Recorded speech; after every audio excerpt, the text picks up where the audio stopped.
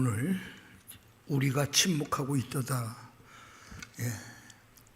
나병 환자, 그들의 고백입니다. 우리 본문을 간단하게 보면 아람 군대가 쳐들어와서 결국 사마리아 성을 에워싸고 사마리아 성에 갇혀 있는 북이스라엘 백성들은 정말 오고 가도 할 수도 없고 꼼짝없이 성에 갇힌 채 죽음을 기다릴 수밖에 없는 그러한 처지에 놓였습니다. 그들이 가지고 있던 식량도 이제 서서히 떨어져 나가고요. 또 그들이 의지할 수 있는 것은 아무것도 없었습니다. 그래서 오죽하며 이제 자식을 잡아 먹어야 할 처지까지 내몰릴 지경이니 그 사마리아 성에 살고 있는 북이스라엘 백성들은 이제 곧 눈앞에 죽음을 앞두고 있는 상황이란 말이죠. 자, 성 안에 있는 이스라엘 백성뿐만 아니라 나병 환자이기에 성 안에 살 수 없어 성 밖으로 쫓겨 있었던 이 나병 환자들 역시 그들이라고 해서 여러분 입장이 나을 수 있는 입장도 아니죠. 오히려 여러분 성 안에 있는 백성들이 여러분 지나가고 오고 하면서 불쌍하다고 던져주는 여러분 그거 먹고 살 수밖에 없는 처지인데 성 안에 있는 자들도 죽게 생겼으니 여러분 성 밖에 쫓겨 있었던 이 나병 환자들 그들의 처지는 더 비참하겠죠. 더 심각할 수밖에 없단 말이에요. 그래서 여러분 그들이 선택할 수 있는 길은 하나밖에 없습니다. 여기 앉아서 굶어 죽으나 아람 군대에 찾아가서 우리를 불쌍히 여겨달라, 먹을 것 좀 달라, 항복하자. 그 길밖에 없다. 앉아서 굶어 죽으나 가서 적군에 의하여 여러분 칼에 베어 죽음을 당하든지 선택할 수 있는 길은 그 길밖에 없다. 그래서 아람 군대 진영으로 간 거예요. 그런데 막상 그 진영에 발을 내딛자 이상한 일이 일어난 겁니다. 말과 노새는 묶여 있는데 아람 군대 사람들이 하나도 안 보이는 거예요. 물론 여러분 하나님께서 엘리사 선지자를 통하여 내일 이맘때쯤 양식이 풍성해질 거라고 하는 그 예언의 말씀을 하게 하셨지만 여러분 그 밤에 하나님이 행하신 일이 뭐예요? 이 아람 군대 사람들이 여러분 환청을 들은 거죠. 햇사람, 아랍 사람, 이런 사람들이 연합해서 자기들을 공격해 온다는 그 여러분 소문 속에서 그들의 소리를 듣게 된 거예요. 그러니 아람 군대 사람들이 어떻게 됐죠? 다 도망치고 바로 그 상황을 하나님이 만드셨잖아요. 자, 이제 그러한 상황입니다. 배경이 그런 상황에서 이 나병 환자들이 그 진영에 들어가 보니 텅 비어 있는 거예요. 먹을 것도 많고 심지어 금과 은과 보석들뿐만 아니라 값진 옷들도 잔뜩 걸려 있는 거예요. 그러니 여러분 굶어 죽어가던 저들이 먹을 것부터 찾는 건 당연하죠. 가득 쌓여져 있는 그 먹을 것 앞에 여러분 정신없이 먹었을 거 아니에요. 어느 정도 이제 배부르니까 여러분 그 다음에 뭐가 눈에 띄어요? 금과 은을 비롯한 값진 것들이 보여지기 시작. 의복이 보여지기 시작. 그러니까 여러분 그들이 어떻게 하죠? 그거를 챙겨다가 여러분 숨겨놓았어요. 다음 장막에 가보니 거기도 또 마찬가지로 여러분 값비싼 것들이 얼마나 많겠어요. 당시 여러분 이 아람 군대가 천하무적인데, 예? 가는 곳마다 여러분 전쟁에서 빼앗아 놓은 물건들이 얼마나 많겠어요. 이 나병 환자들은 여러분 그들이 미처 가져가지 못한 그 전리품들, 값진 금과 은을 비롯한 그 보화들을 여러분 자기 것으로 만들기 위해서. 그러니까 여러분 갖는 것도 한계가 있잖아. 그러니 여러분 숨겨놓는 장소를 만들고 여러분 묻어버리는, 정신없이 여러분 배도 불렀잖아. 예? 이제 금과 은을 비롯해서 세상의 값진 것들도 여러분 눈에 들어오기 시작하죠. 서서히 여러분 탐욕이 발생하는, 그냥 굶어 죽지만 않으면 나는 살 것 같다가 아니라 이제는 그것만 가지고는 아니에요. 야, 이제 금과 은도 필요하고 값진 옷도 필요하고 세상에서 남 부럽지 않게 만들 수 있는 모든 것들을 다 갖고 싶은 거 아니에요. 거기에 정신 팔렸단 말이에요. 자, 그러던 중 그들이 여러분 그렇게 정신없이 세상 것 취하다가 그들은 서로의 얼굴을 보면서 문득 떠오른 게 있었죠. 우리가 하는 이 행위가, 이런 행위가 정신없이 먹고 정신없이 취하고 정신없이 숨겨두고 정신없이 내 것을 만들기 위하여 싸우려고 했던 그 정신없는 그 상황 속에 양심의 소리가 그들에게 들려진 거죠. 성 안에 있는 동족들이 생각이 나. 저들은 지금도 아람 군대가 두려워 굶어 죽어가고 있는데, 오죽하면 자식을 내놓으라고, 자식을 잡아 먹자고, 그러한 여러분 소동이 일어날 정도로 난리가 난 이 상황에 동족들이 생각이 난 거죠. 그들이 그렇게 불쌍한 처지에 있는 그들이 떠오른 거죠. 그래서 오늘 제목처럼 우리가 침묵하고 있도다 라는 고백을 하게 된 거예요. 여러분, 이들은 누구를 동정할 처지에 있는 사람이 아니었잖아요. 나병 환자로 산다는 것은 결국 여러분 쫓겨날 수밖에 없고 격리될 수밖에 없고, 이스라엘 백성들은 그들을 하나님께 저주받은 사람이라고 여겼고, 그들의 삶은 비참할 수밖에 없잖아요. 누구를 동정해 줄 입장이 아니에요. 그러나 여러분, 그처럼 정말 비참하고 불쌍하게 살았던 사람일지라도 그들의 마음속에 뭐가 일어난 거예요? 동정심이 일어난 거예요. 그들의 양심이 여러분 살아나기 시작합니다. 이렇게 좋은 소식이 있는 날인데, 아니 우리가 지금 나를 위해서, 내 것을 위해서, 우리들만을 위해서 하는 이 행위가 이게 과연 옳은가? 그러면서 고백한 고백이 우리가 지금 침묵하고 있도다, 그런 표현을 씁니다.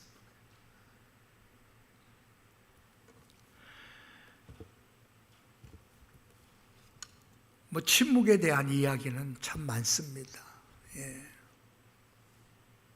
좋은 침묵도 있죠. 그죠? 네.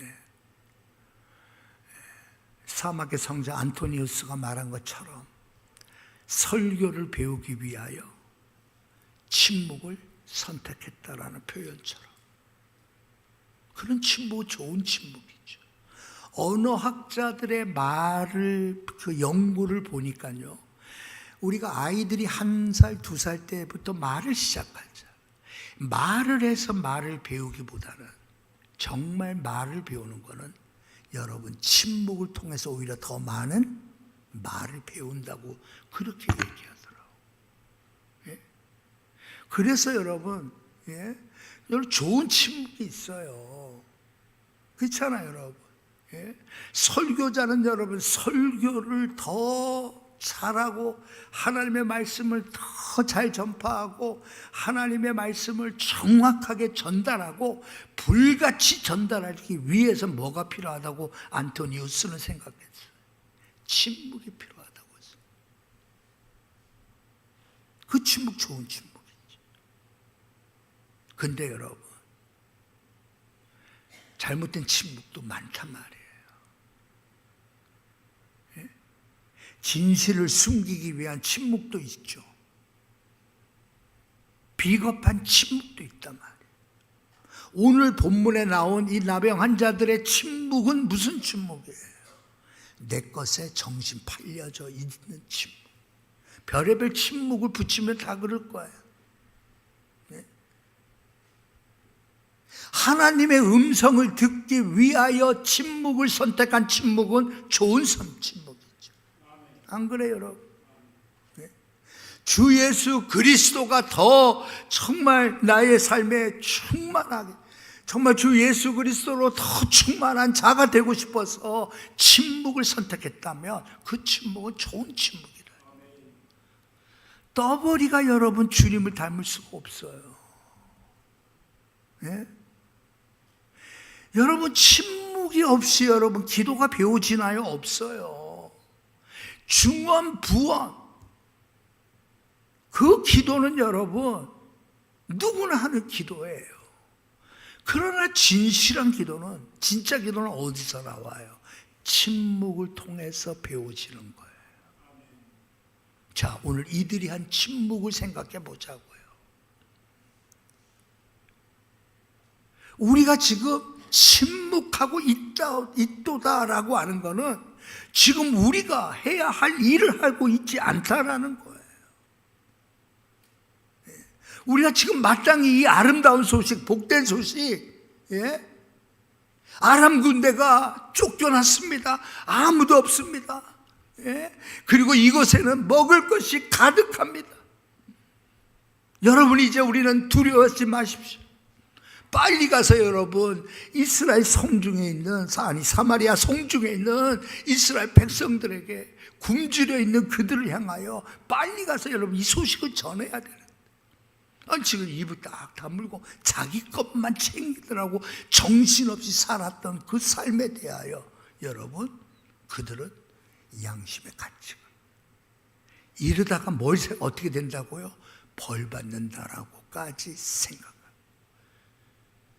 여러분, 침묵은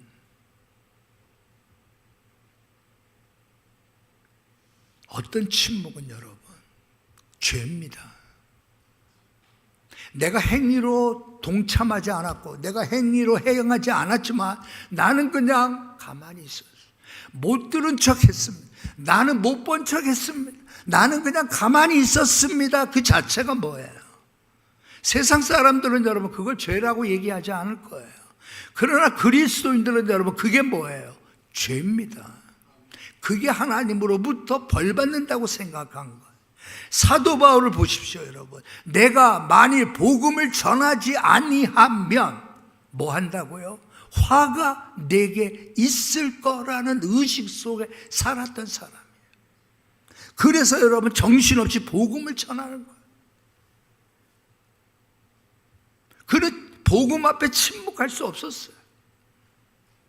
핍박자들 앞에서, 비방자들 앞에서, 대적자들 앞에서조차도 그는 침묵하지 않았잖아요. 사무엘 같은 경우를 보십시오. 나는 너희를 위하여 기도를 쉬는 죄를 범하지 아니하리라 라고 말했죠. 여러분, 기도를 쉬는 것을 사무엘은 죄로 여겼단 말이에요. 여러분, 기도하지 않는 것은 침묵하는 거잖아요. 지금 하나님 앞에 내 입을 열라, 내가 내 입을 크게 열라, 내가 너희를 채워주리라고 하셨던 그 입을 여러분 우리가 침묵하고 있다면, 사무엘 입장에서 보면 그건 뭐예요? 죄예요. 구주를 생각만 해도 좋고 주 얼굴 배울 때 얼마나 더 좋으랴. 우리 찬송 부르자. 그 주님 때문에 내가 기뻐하고 찬양하고 그 주님에 대하여 누군가에게 막 설렘으로 얘기를 할 수 있다면 침묵하는 삶이 아니잖아요. 여러분, 그게 그리스도인의 정상적인 삶이란 말이에요. 안 그래요, 여러분? 네? 그리스도인의 정상적인 삶은 침묵하는 게 아니에요. 침묵은 여러분 골방에 들어가 은밀하게 기도할 때 침묵의 기도가 필요할 거예요. 조용한 시간, 남들이 다 잠자는 시간, 홀로 일어나 성경을 펴고 그 말씀을 묵상하는 그 시간, 침묵이 필요한 시간은 그 시간이에요. 네. 그러나 정말 우리에게 필요한 것은 여러분, 우리가 말하지 않을 수 없는 심령이 되는 게 중요해요. 왜? 이들은 여러분 본 게 있잖아요. 아람 군대가 쫓겨가고 그 무시무시한 아람 군대가 하룻밤 사이에 다 사라져 버렸어요. 그들이 가지고 있었던 그 모아둔 풍성함들, 여러분 이것은 그들이 봤잖아요. 그니 침묵할 수 없죠. 빨리 가자. 왕께 빨리 가서 알려자. 그래서 불이 나게 여러분 성문지기를 향하여 이 일을 이야기하는 게 오늘 우리가 함께 읽었던 부분이에요. 오늘 여러분 우리가 침묵해서는 안 돼요. 그렇다면 왜 침묵할까? 왜 침묵할까? 여러분 왜 침묵할까요? 이유는 하나입니다. 내가 예수 그리스도에 대한 경험이 없어요. 내가 예수 그리스도에 대하여 말해줄 내용이 없어. 주일학교 때부터 배운 예수 그리스도에 대하여는 얘기할 수는 있지만 그 예수 그리스도의 은혜가 오늘 나를 강력하게 나의 삶을 역사하고 기적을 일으켜내고 내 심령에 찬송을 가져오게 만들고 그 주의 말씀을 묵상하는 그 묵상이 너무나도 놀랍고 너무나 감격스러워. 여러분 말하지 않으면 말할 수 없는 여러분 그러한 상태가 우리 안에 일어나지 않으면 여러분 침묵합니다. 네. 못 듣는 척하고 못 본 척하고 그냥 교회만 열심히 왔다 갔다 하면 되는 거야. 그냥 일정한 그냥 헌금 하면 그걸로 끝나는. 정말 여러분 감격스러워서 여러분 우리 주 예배에서 여러분들 다 우리 경험해봤죠. 있어서가 아니었잖아.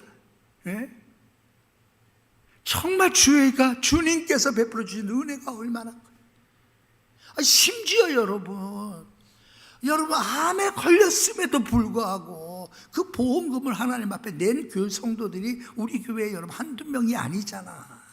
하나님 앞에 내고 싶은데 가진 게 없어. 그래서 여러분 보험금이라도 내가 하나님 앞에 드리겠다고 낸 사람이 한두 명이 아니라니까. 여러분 하나님께 대하여 말하지 않으면 견딜 수 없고 드리지 않으면 견딜 수 없고. 우리 어떤 권사님이 그러시더라고요. 이제 70이 넘었고 막 그래도 이렇게들 나가서 일하고 싶어 하시는 거예요. 자녀들이 아이고 어머니 이제 걱정하지 마세요. 우리가 다 돌봐드릴게요. 막 그런다는 거예요.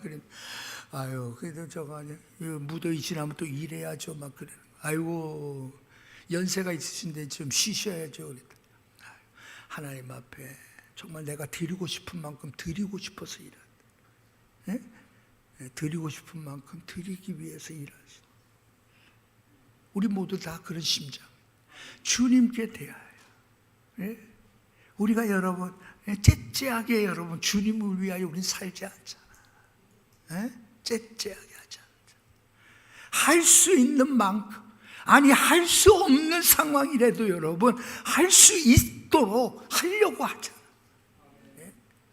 여러분 침묵을 선택하는 순간 우리는 뭐가 돼요? 비겁자가 되는 거예요. 복음의 비겁자가 되는 거예요.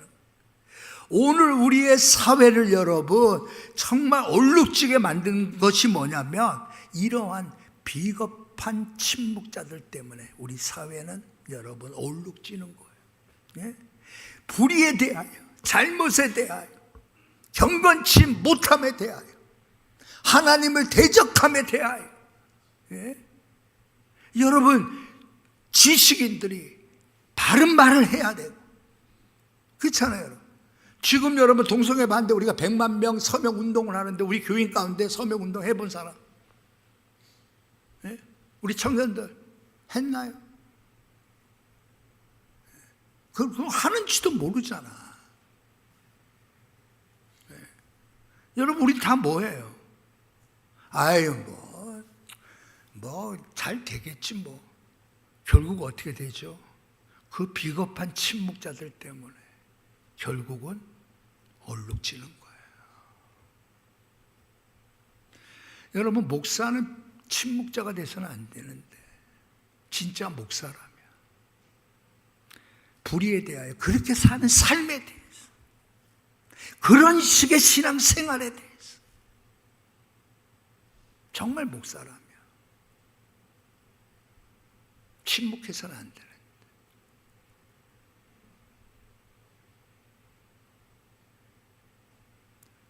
그 죄, 당신들은 지금 죄를 범하는 겁니다. 성도들은 듣기 싫어하죠. 그래서 여러분 안타깝게도 우리가 존경하는 스펄전 목사님도 교회에서 쫓겨나고 요나단 에드워드 목사님도 교회에서 쫓겨난 이유는 침묵하지 않았기 때문에, 바르게 가르쳤기 때문에. 여러분 그런 목사가 정말 좋은 목사고 바른 목사인데, 저도 말씀 준비하며 많이 후회했습니다. 반성하고. 우리는 여러분 침묵해서는 안 된단 말이에요. 하나님을 기쁘시게 하는 삶이 아니라면 그 삶을 청산해야 돼요. 주 예수 그리스도보다 더 귀한 것이 없음을 우리는 찬송 불렀잖아요. 이 세상의 명예와 이 세상이 주는 기쁨, 나는 그것보다 예수 그리스도가 더 좋다라. 정말 우리의 삶이 그걸 느낀다면 침묵할 수가 없는 존재가 되어버린다.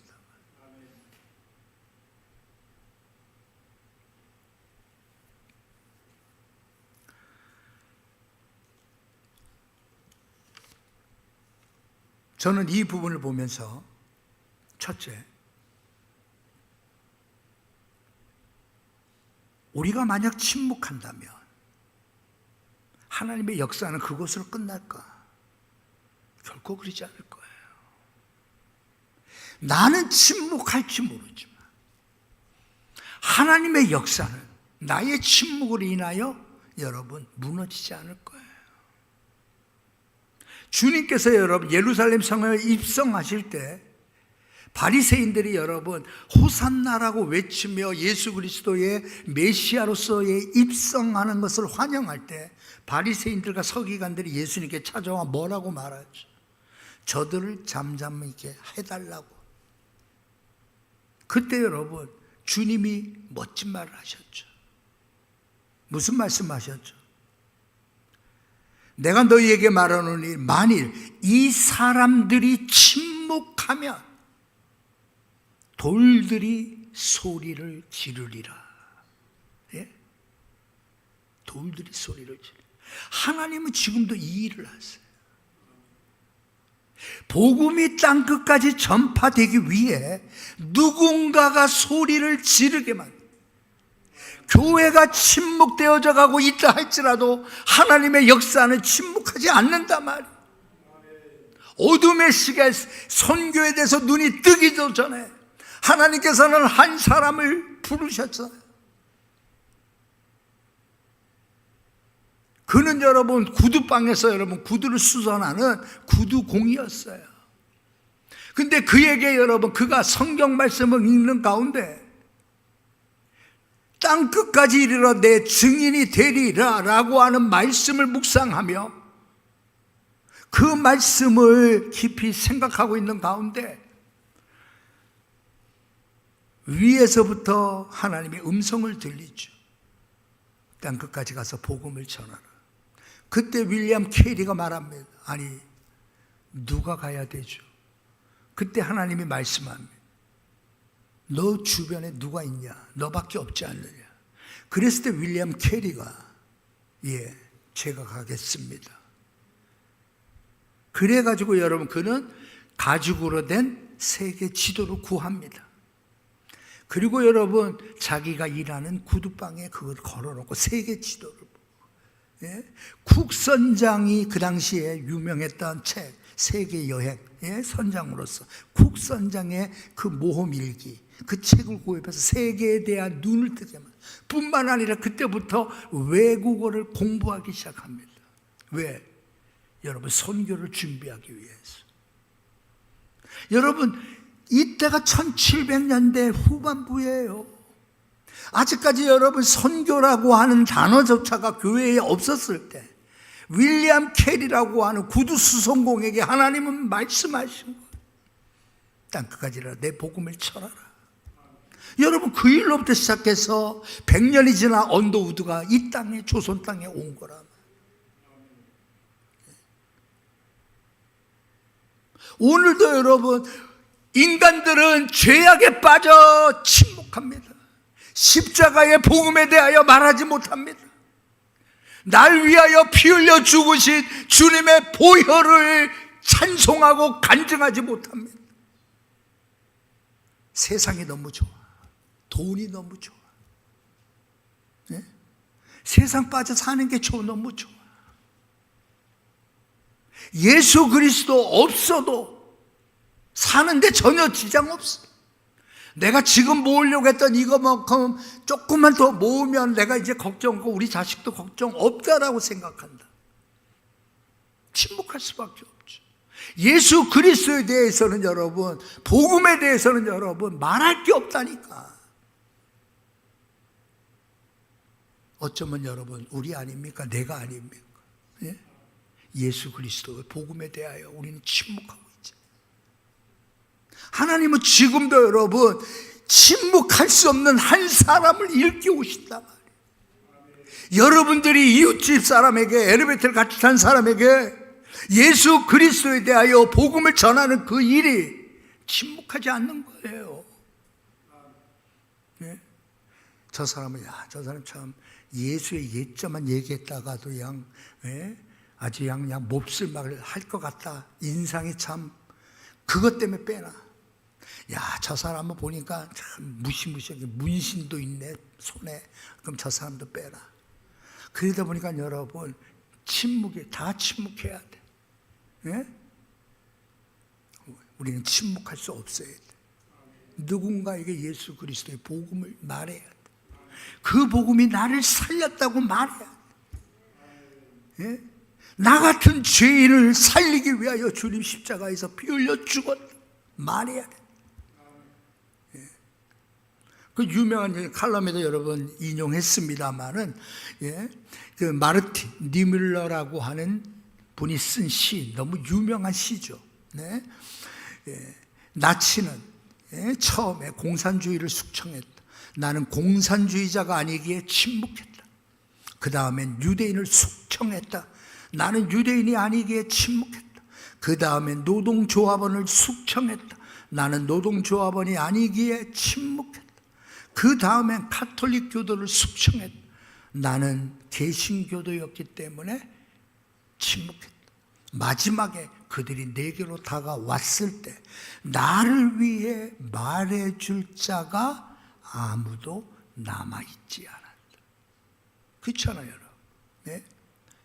침묵은 잠시 그 침묵하는 사람들의 통행증이 될지는 모르지만 결국에는 침묵자들의 묘비명이 될 것이다.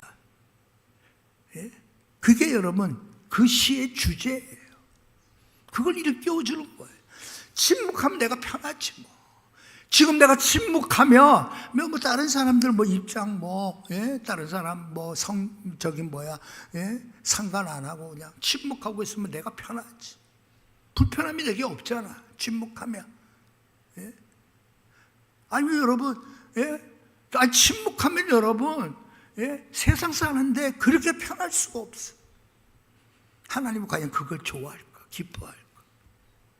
침묵하고 있는 그 사람, 침묵하면서 자기 입속을 챙기는, 자기를 위해서는 여러분 죽을 둥 살 둥이라니까. 이 나병 환자들을 보세요 여러분.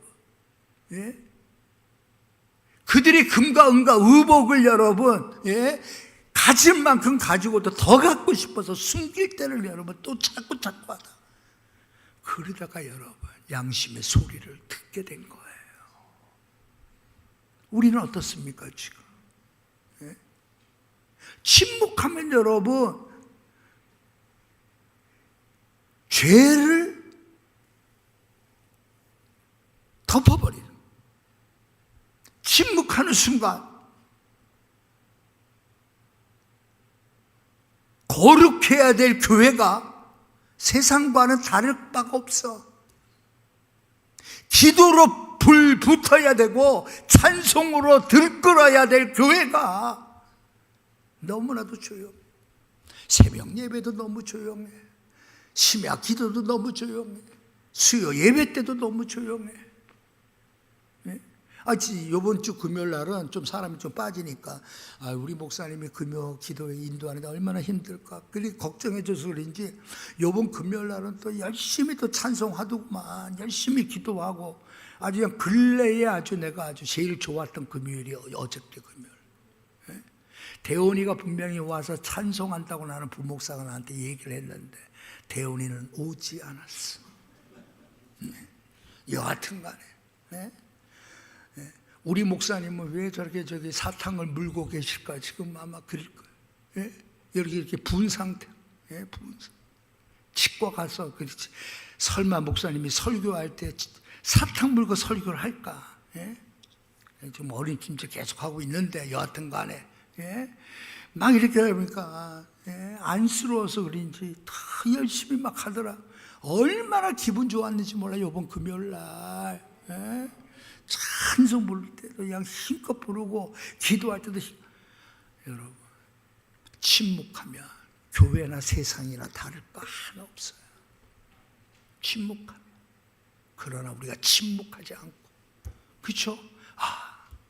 우리가 지금 내가 침묵하고 있구나.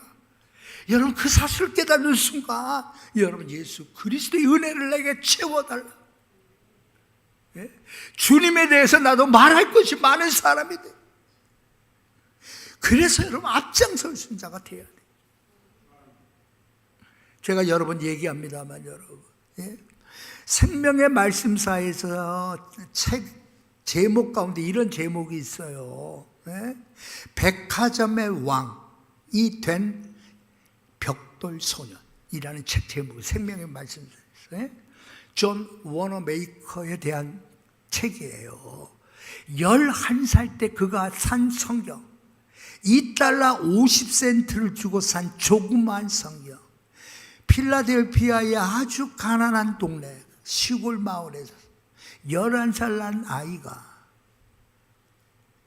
$2 50센트를 주고 산 성경 때문에 오늘 내가 됐다, 오늘의 나를 만들어줬다라고 말했던 사람, 백화점의 왕, 미국 최초의 백화점을 만들어 백화점의 왕이라 불려졌던 존 워너메이커.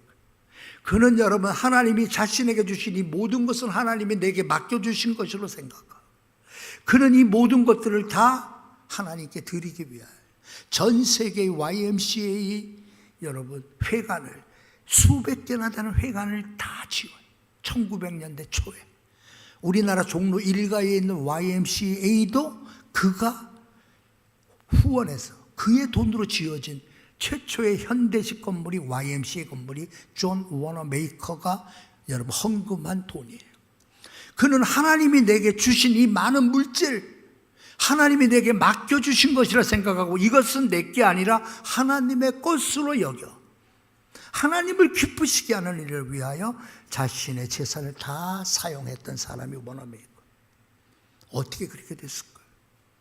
그가 여러분 부자였나요? 11살 때 그는 가난한 집안, 학교도 다니지 못했어요. 그가 13살 때 있었던 일이에요. 13살 때. 그는 여러분 벽돌 공장에서 일하는 여러분 벽돌 공이었어요. 어느 날 집에 돌아오는데 어느 날 비가 많이 내리는, 여러분 1800년대 후반이니까 아스팔트가 있던 시절도 아니라 말이에요. 그 길이 여러분 진흙탕이 되는 거예요. 예? 마을길이 진흙탕이 되는 거예요. 그러니까 사람들의 진흙탕을 피해서 여러분 우산 쓰고 급히 여러분 막 집에 가기 바빠. 그때 워너메이커 13살 난 아이가 이 길을 벽돌을 놔서 포장해야 되겠다. 마을 사람들 거기 생각도 안 할 때 13살 아이가 그걸 생각합니다. 그리고 여러분 가난한 집 아이가 매일같이 벽돌 한 장씩을 여러분 삽니다. 그리고 여러분 그 벽돌을 그 진흙탕 된 길에 올려놓아요. 한 달쯤 되던 어느 날 우연히 마을 사람이 그 모습을 봅니다. 자초지종을 물어보죠. 그랬더니 워너메이커가 말합니다. 비만 오면 이 길이 진창길이 되는데 아무도 관심을 갖고 있지 않아서 제가 매일같이 벽돌 한 장씩 사서 이렇게 놓습니다. 아마 여러분 그가 한다면 2년 3년이 돼야 아마 맞춰질 일일 거예요. 그 이야기를 듣고 그 소문이 마을로 한 달 만에 기적이 일어나요. 왜? 마을 사람들이 야, 저 어린 소년이 저렇게 하는, 우리도 나서야 되겠다. 그래서 여러분 2, 3년이 돼도 할까 말까 그 일을 한 달 만에 여러분 마을 사람들이 회개하는 마음으로 동참하고 그래서 그 길을 완성하자. 어떻게 이렇게 할까요? 그의 말에 의하면 성경을 통해 하나님을 알고 예수 그리스도를 알았기 때문입니다. 11살 때 산 성경을 통해 하나님을 알고 예수 그리스도를 알았기 때문입니다. 정말 내가 예수 그리스도를 안다. 예수 그리스도가 나를 위하여 피 흘려 죽으신 나의 구세주가 정말 맞다면 그분은 이 땅에서 우리의 삶을 인도해 주실 뿐만 아니라 마지막 저 천국에 이를 때까지 우리와 함께 하시고 저 천국에서 영원히 우리와 함께 즐거운 찬송으로 그 천국에서 우리와 함께 거하실 그분이 나의 구주 예수님이라면 우리는 침묵할 수 없죠. 언제나 우리는 여러분 제가 하겠습니다. 안 그렇게 되겠습니다. 13살 난 소년이 가난한 집 아이가 벽돌 한 장 한 장씩이라고 하면서도 그걸 이루겠다고 하는 그 마음. 그래서 여러분 존 워너메이커는 일평생 이 신념을 가지고 살았다 그래요. 생각하라. 그리고 실행하라. 생각하라. 생각하라. 하나님을 생각하고 주님을 생각하는 거예요. 그리고 즉시 실천에 옮기는 거예요. 뜸 들이면 안 돼. 네? 뭐 여하튼 간에 뜸 들여도 우리 그 박용순 집사님 우리 얘기 참 너무 감사. 20년이 지나서 여러분 구정날 찾아온 그 이야기 너무 감동적이지 않아요? 20년 전에 마음속으로 하나님과 약속한 헌금을 하겠다. 20년이 지나서 찾아와요.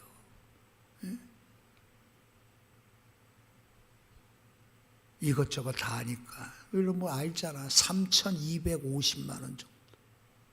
그 가난한 사람 얼마나 여러분 하나님의 일하시면 놀라운 겁니다. 생각하십시오. 그리고 실천하십시오. 기도를 실천하십시오. 큰 소리로 기도하십시오. 큰 소리로 성경을 읽으십시오. 내 마음에 하나님의 사랑이 부어지도록, 그래서 그 사랑이 나로 하여금 입을 다물게 할 수 없는 그 사랑으로 채워지게 해달라. 기도하십시오. 우리는 더 이상 침묵자가 돼서는 안 돼. 그 침묵은 비겁한 침묵. 외쳐야 돼. 원수마귀를 향하여 선포해야 돼. 우리 인생이 그런 복된 인생 되길 주님의 이름으로 축복합니다.